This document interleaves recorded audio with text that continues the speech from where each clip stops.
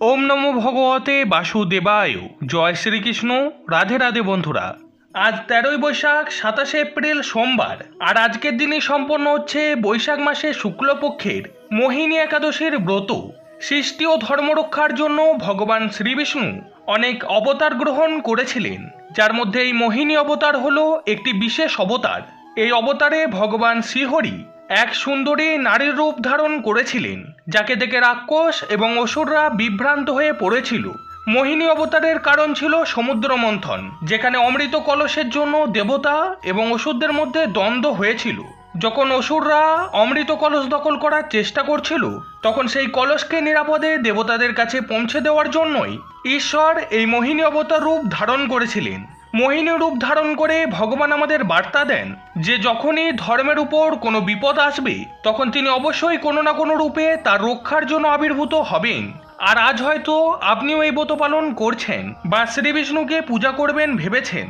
বন্ধুরা, যে কোনো একাদশী তখনই সম্পন্ন হয় যখন তার ব্রত কথাটি একবার হলেও শ্রবণ করা হয়।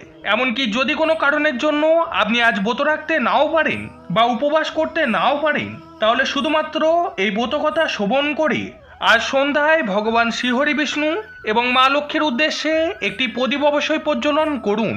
এই প্রক্রিয়াটি করলেও ব্রতের পুণ্যফল অনেকাংশে লাভ করা যায়। বন্ধুরা, আজকের এই ভিডিওটির মাধ্যমে আমরা শ্রবণ করব মোহিনী একাদশীর ব্রত কথা, এবং তারপরে আমরা জেনে নেব যে আগামীকালে পারণ বা উপবাস আমরা কিভাবে এবং কখন ভঙ্গ করব। এছাড়া পারণ মন্ত্র, সংকল্প মন্ত্র এবং কি কি আহার গ্রহণ করা যাবে, এই সব কিছুর ব্যাপারে বিস্তারিতভাবে আলোচনা করব। তাহলে চলুন বন্ধুরা, প্রথমে শুনে নেওয়া যাক বৈশাখ শুক্লপক্ষের মোহিনী একাদশীর ব্রত কথা। ওম নমো ভগবতে বাসুদেবায়। জয় শ্রীকৃষ্ণ। রাধে রাধে। কুর্ম পুরাণে বৈশাখ শুক্লপক্ষের মোহিনী একাদশীর ব্রতমাহাত্ম্য বর্ণনা করা হয়েছে।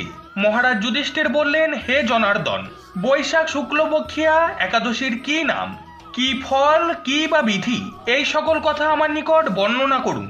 উত্তরে ভগবান শ্রীকৃষ্ণ বললেন, হে ধর্মপুত্র যুধিষ্ঠির, আপনি আমাকে যে প্রশ্ন করেছেন, পূর্বে শ্রী রামচন্দ্র ঋষি বশিষ্ঠের কাছে এই একই প্রশ্ন করেছিলেন। তিনি জিজ্ঞাসা করেছিলেন, হে মুনিবর, আমি জনক নন্দিনী সীতার বিরহজনিত কারণে বহু দুঃখ ভোগ করছি, তাই একটি উত্তম ব্রতের কথা আমাকে বলুন, যার দ্বারা সর্বপাপ ক্ষয় এবং সর্বদুঃখ বিনষ্ট হয়। এই কথা শুনে মুনি বৈশিষ্ট্য বললেন, হে রামচন্দ্র, তুমি উত্তম প্রশ্ন করেছ। যদিও তোমার নাম গ্রহণেই মানুষ পবিত্র হয়ে থাকে, তবুও লোকের মঙ্গলের জন্য তোমার কাছে সর্বশ্রেষ্ঠ ও পরম পবিত্র একটি ব্রতের কথা বলছি। বৈশাখ মাসে শুক্লপক্ষিয়া একাদশী মোহিনী নামে প্রসিদ্ধ। এই ব্রতের প্রভাবে মানুষের সকল প্রকারের পাপ, দুঃখ এবং মোহজাল অচিরেই বিনষ্ট হয়। তাই মানুষের উচিত সকল পাপ ক্ষয়কারী ও সকল দুঃখ বিনাশী এই একাদশীর ব্রত পালন করা। একাগ্র চিত্তে তুমি তার মহিমা শোভন করো। এই কথা শোভন মাত্রই সমস্ত পাপ বিনষ্ট হয়। বহু যুগ আগে পবিত্র সরস্বতী নদীর তীরে ভদ্রাবতী নামের একটি সুন্দর নগরী ছিল। চন্দ্রবংশজাত ধীতিমান নামের এক রাজা সেখানে রাজত্ব করতেন। সেই নগরীতেই ধনপাল নামের এক বৈশ্য বাস করতেন। তিনি ছিলেন পুণ্যকর্মা, অত্যন্ত সমৃদ্ধশালী ব্যক্তি। তিনি নলকূপ, জলাশয়, উদ্যান, মঠ এবং গৃহ ইত্যাদি নির্মাণ করে দিতেন। তিনি ছিলেন বিষ্ণু ভক্তি পরায়ণ এবং শান্ত প্রকৃতির মানুষ। সুমনা, দ্যুতিমান, মেধাবী, সুকৃতি এবং ধৃষ্টবুদ্ধি নামের তার 5 জন পুত্র ছিল। পঞ্চম পুত্র ধৃষ্টবুদ্ধি অতীব অত্যাচারী ছিলেন। তিনি সর্বদা পাপ কার্যে লিপ্ত থাকতেন। লাম্পট্য এবং দ্রুতক্রিয়া প্রভৃতি পাপে তিনি অত্যন্ত আসক্ত ছিলেন। দেবতা, ব্রাহ্মণ ও পিতামাতার সেবায় তার একেবারেই মতি ছিল না। তিনি অন্যায় কার্যে রত, দুষ্ট স্বভাব এবং পিতৃধন ক্ষয়কারক ছিলেন। সবসময় তিনি অভোগ্য ভক্ষণ করতেন এবং সুরাপানে মত্ত থাকতেন। পিতা ধনপাল একদিন রাস্তা দিয়ে যাচ্ছিলেন। হঠাৎ করে তিনি দেখতে পেলেন ধৃষ্টবুদ্ধি এক পতিতা রমণীর সঙ্গে নিঃসংকোচে ঘুরে বেড়াচ্ছে। তার নির্লজ্জ পুত্রকে এইভাবে দেখে তিনি অত্যন্ত মর্মাহত হলেন। পুত্রের এই কুস্বভাব দর্শনে তিনি অত্যন্ত ক্রুদ্ধ হলেন এবং তিনি তাকে বাড়ি থেকে বের করে দিলেন। তার আত্মীয় স্বজনও তাকে পরিত্যাগ করলেন। তখন তিনি তার নিজের অলংকার বিক্রি করে জীবনযাপন করতে লাগলেন। কিছুদিন এইভাবে চলার পর অর্থাভাব দেখা দিল। দৃষ্টবুদ্ধির অর্থাভাব দেখা দেওয়ার পর পতিতা রমণীরাও তার সঙ্গ পরিত্যাগ করল। অন্ন বস্ত্রহীন দৃষ্টবুদ্ধি ক্ষুধা ও তৃষ্ণায় অত্যন্ত কাতর হয়ে পড়লেন। অবশেষে তিনি নিজের রাজ্যেই চুরি করতে লাগলেন। একদিন এইভাবে চুরি করার সময় একজন রাজপ্রহরী তাকে দেখতে পেল এবং তাকে বন্দি করল, কিন্তু তার পিতার সম্মান রক্ষার্থে তাকে মুক্তও করে দিল।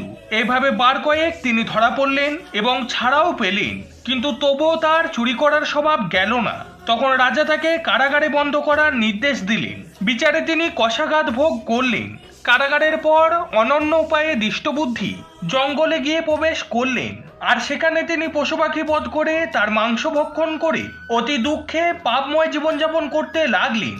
দুষ্কর্ম করলে কেউই সুখী হতে পারে না, তাই দৃষ্টবুদ্ধিও শোকে জর্জরিত হয়ে গেলেন।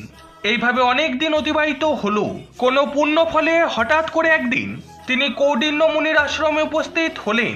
বৈশাখ মাসে ঋষিবর গঙ্গা স্নান করে আশ্রমের দিকে ফিরছিলেন।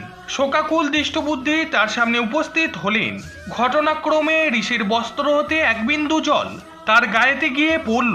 সেই জলস্পর্শেই তার সমস্ত পাপ দূরীভূত হলো। হঠাৎ করে তার মনে শুভ বুদ্ধির উদয় হলো। ঋষির সামনে গিয়ে গীতাঞ্জলি পুটে প্রার্থনা করি তিনি বললেন, হে মুনিবর, যে পুণ্য প্রভাবে আমি এই ভীষণ দুঃখ যন্ত্রণা থেকে মুক্তি লাভ করতে পারি তা কৃপা করে আপনি আমাকে বলুন। ঋষিবর বললেন, বৈশাখ মাসে শুক্লপক্ষে মোহিনী নামে যে প্রসিদ্ধ একাদশী আছে, তুমি সেই ব্রত পালন করো। এই ব্রতের পুণ্য ফলে মানুষের বহু জন্মার্জিত পর্বত প্রমাণ পাপরাশিও ক্ষয় হয়ে থাকে। মহামুনি বৈশিষ্ট্য বললেন, কৌডিন্য ঋষির উপদেশে প্রসন্ন চিত্তে দৃষ্টবুদ্ধি সেই ব্রত পালন করলেন। হে মহারাজ রামচন্দ্র, এই ব্রত পালনে তিনি নিষ্পাপ হলেন, দিব্য দেহ লাভ করলেন। অবশেষে গরুরে আরোহণ করে সকল প্রকারের উপদ্রবহীন বৈকুণ্ঠ ধামে গমন করলেন। হে রাজন, এই ত্রিলোকে মোহিনী ব্রতের মতো শ্রেষ্ঠ ব্রত আর নেই। যজ্ঞ, তীর্থস্থান, দান ইত্যাদি কোনো পুণ্যকর্মই এই ব্রতের সমান নয়। এই ব্রতকথা শ্রবণ করলে সহস্র গোদানের ফল লাভ হয়। শ্রোতা বন্ধুরা, এবারে আমরা জেনে নেব যে আজকের দিনে যারা একাদশের ব্রত উপবাস রাখছেন তারা আগামীকাল পারণ ক্রিয়া বা ব্রতভঙ্গ কিভাবে সম্পন্ন করবেন এবং কখনই বা করবেন। এই বছর মোহিনী একাদশীর পালনের জন্য সময়কাল থাকছে 28 এপ্রিল মঙ্গলবার সকাল 8:13 থেকে সকাল 9:27 মধ্যে। প্রথমে আমরা জেনে নেব যে একাদশীর ব্রত আমরা কিভাবে পালন করব। একাদশীর দিন খুব ভোরে ঘুম থেকে উঠে স্নান পর্ব সেরে নিন এবং তারপরে পরিষ্কার বস্ত্র পরিধান করে ঠাকুর ঘরে গিয়ে একাদশীর সংকল্প গ্রহণ করুন। মনে মনে বলুন, হে ভগবান, আমি একাদশীতে উপবাস থেকে পরের দিনে আহার সম্পন্ন করব। আমি যাতে এই ব্রত নিষ্ঠার সঙ্গে পালন করতে পারি তার জন্য আপনি আমার সহায় থাকবেন। সংকল্প মন্ত্রটি আপনি এইভাবে উচ্চারণ করতে পারেন, একাদশাম নিরাহারু স্থিতাহাম অপরেহানি ভোক্সামি পুণ্ডরিকাক্ষ শরণং মে ভবাচ্যুত। শাস্ত্রমতে একাদশীর আগের দিন একবার আহার করতে হয় এবং আপনার রাত্রিকালীন যে আহার সেটি নিরামিষ হওয়া বাঞ্ছনীয়। যদিও একাদশীর দিন সম্পূর্ণ নিরাহারী হয়ে থাকার বিধান রয়েছে, কিন্তু যদি আপনি অসমর্থ হন তাহলে পঞ্চরবি শস্য বাদ দিয়ে ফলমূল, সবজি এবং অনুকল্প প্রসাদ গ্রহণ করতে পারেন। পঞ্চরবি শস্য অর্থাৎ চাল বা গম জাতীয় কোনো খাবার, ডাল এবং সরিষার তেল এই একাদশীর দিন পরিহার করতে হয়।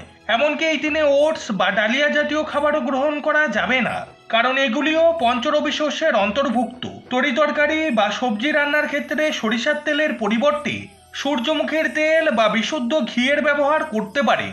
এখানে বলবো যে তরিতরকারি বা সবজি কাটার ক্ষেত্রে এই দিনে বিশেষভাবে সতর্ক থাকতে হয়, কারণ শাস্ত্র মতে একাদশীর দিনে রক্তপাত হওয়া অশুভ। এবার অনেকেই প্রশ্ন করেন যে একাদশীর দিন তুলসী গাছে জল নিবেদন করা যাবে কিনা। তাদের উদ্দেশ্যে বলি যে বছরের 365 দিনই, এমনকি রবিবার ও একাদশীর দিনও তুলসী গাছে অবশ্যই জল নিবেদন করবেন। তবে শ্রী বিষ্ণুর পাদপদ্মে যদি আপনি তুলসী পাতা নিবেদন করতে চান তাহলে সেই তুলসী পাতা আপনি আগের দিন চয়ন করে রাখবেন, কারণ একাদশীর দিনে তুলসী পাতা ছিঁড়তে নেই। আরেকটি প্রশ্ন যেটি আপনারা করে থাকেন যে একাদশীর দিনে ঔষধ গ্রহণ করা যাবে কিনা, তাদের উদ্দেশ্যে বলি যে ঔষধ এবং পথ্যাদি আপনি নির্দ্বিধায় একাদশীতে গ্রহণ করতে পারেন। তবে এই দিনে নেশা জাতীয় দ্রব্য যেমন চা বা কফি এইসব বর্জন করার কথা বলা হয়েছে। এবারে আমি আসি পারণ ক্রিয়া আপনারা কিভাবে সম্পন্ন করবেন সেই বিষয়ে।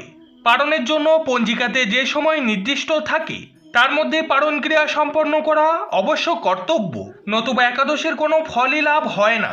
পারণ বা ব্রতভঙ্গের জন্য পঞ্চরবি শস্য দিয়ে ভোগ নিবেদন করার পর পারণ মন্ত্র উচ্চারণ করুন এবং সেই ভোগ গ্রহণ করে উপবাস ভঙ্গ করুন। যারা ভোগ নিবেদন করবেন না তারা ঠাকুরের চরণে ফুল নিবেদন করে এই পারণ ক্রিয়া সম্পন্ন করতে পারেন। যখন অর্ঘ্য বা ভোগ নিবেদন করবেন তখন এই পারণ মন্ত্রটি 3 বার উচ্চারণ করতে হয়।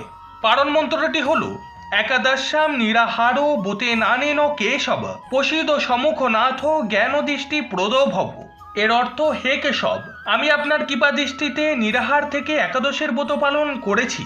কৃপা করে আমার উপর আপনার করুণাময় জ্ঞান দৃষ্টি বজায় রাখুন। শ্রোতা বন্ধুরা, পরিশেষে আপনাদের উদ্দেশ্যে একটাই কথা বলার, যে একাদশের ব্রত পালনের প্রকৃত উদ্দেশ্য কেবলমাত্র উপবাস করা নয়, বরং নিরন্তর ভগবানের নাম স্মরণ, মনন এবং শ্রবণ কীর্তনের মাধ্যমে এই একাদশীর দিনটিকে অতিবাহিত করার চেষ্টা করুন। এই বিশেষ দিনে যে কোনো রকমের পরনিন্দা, পরচর্চা, মিথ্যা ভাষণ, রাগ ইত্যাদিগুলিকে বর্জন করার চেষ্টা করুন এবং আনন্দের সঙ্গে একাদশীর ব্রত পালন করতে থাকুন। জয় শ্রীকৃষ্ণ, রাধে রাধে। বন্ধুরা, আজকের ভিডিওতে পর্যন্ত। এই ভিডিওটি সম্পূর্ণ দেখার জন্য আপনাদের অনেক অনেক ধন্যবাদ। এই ভিডিওটি দেখে যদি আপনাদের ভালো লাগে তাহলে অবশ্যই ভিডিওটিকে একটি লাইক করে কমেন্টে পুরো শ্রদ্ধার সাথে জয় শ্রীকৃষ্ণ অবশ্যই লিখে দিন। আর ভিডিওটিকে নিজের আপনজন এবং বন্ধু বান্ধবদের সাথে শেয়ার করে দিন, যাতে তারাও এই ভিডিওটি থেকে উপকৃত হতে পারে। এবং এই চ্যানেলে যারা নতুন এসেছেন তাদের কাছে একটি ছোট্ট অনুরোধ, আপনারা অবশ্যই চ্যানেলটিকে সাবস্ক্রাইব করে পাশে থাকা বেল আইকনটিকে অলে সেট করে দিন এরকম ধরনের নিত্য নতুন ভিডিও প্রতিদিন দেখার জন্য। ঈশ্বরের কাছে প্রার্থনা করি আপনারা সবাই ভালো থাকুন, সুস্থ থাকুন। জয় শ্রীকৃষ্ণ, রাধে রাধে। ভিডিওটি সম্পূর্ণ দেখার জন্য অনেক অনেক ধন্যবাদ।